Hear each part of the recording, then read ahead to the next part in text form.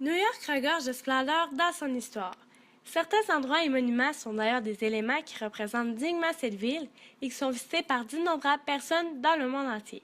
Précisément, Liberty Island et Ellis Island, qui sont situés à 1,6 km de distance entre elles, ainsi que la Statue de la Liberté, sont en quelque sorte des éléments représentatifs pour leur nation dû à leur reconnaissance à travers le monde.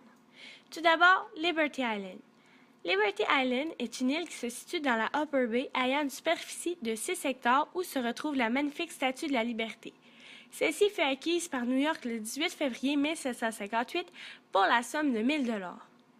Auparavant, son premier nom fut Oyster Island pour île aux huîtres, suivi de Bedloes Island dû au nom de son propriétaire précédent pour finalement devenir l'île que l'on connaît aujourd'hui sous le nom de Liberty Island. C'est vers les années 2000 que New York la céda au gouvernement fédéral qui en assura sa fortification en érigeant Fort Wood, une sorte de base militaire défensive construite en étoile à 11 branches, ce qui lui attribuait le surnom de Start Fort. L'activité militaire de ce fort fut maintenue jusqu'en 1944. On retrouve d'ailleurs sur cette île 5 statues érigées en l'honneur des 5 personnages principaux de l'histoire du monument. Ce sont Édouard-René de Laboulaye, Frédéric-Auguste Bartholdi, Gustave Eiffel, Joseph Pulitzer et Emma Lazarus qui ont mérité une statue pour leur implication.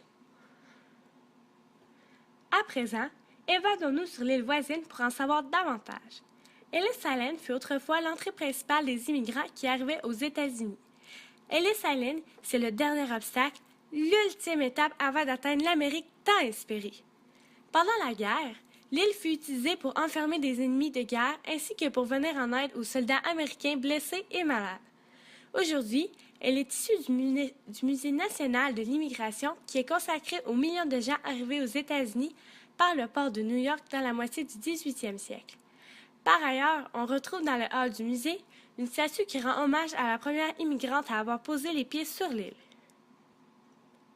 Pour terminer la visite, retournons sur Liberty Island pour parler de la magnifique Statue de la Liberté. Celle-ci fait partie des National Historic Landmarks depuis le 15 octobre 1924 et de la liste du patrimoine mondial de l'UNESCO depuis 1984.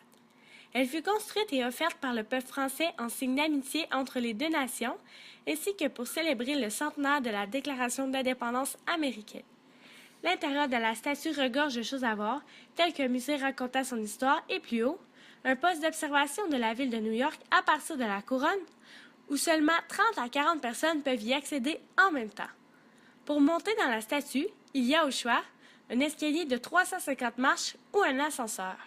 D'autre part, certains éléments du monument sont en quelque sorte symboliques.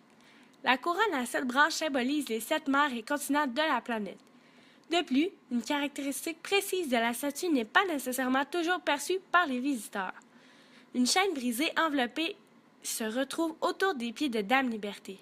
Ces chaînes symbolisent son mouvement vers l'avant libre, éclairant le monde avec sa torche libre de toute oppression et de servitude.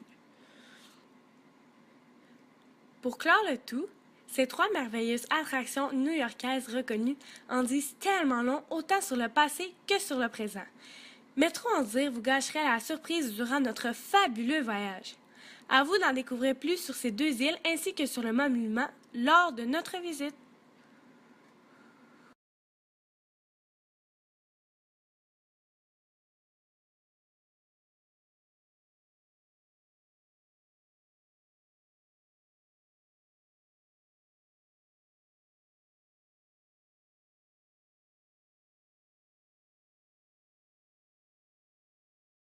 Created using Powtoon.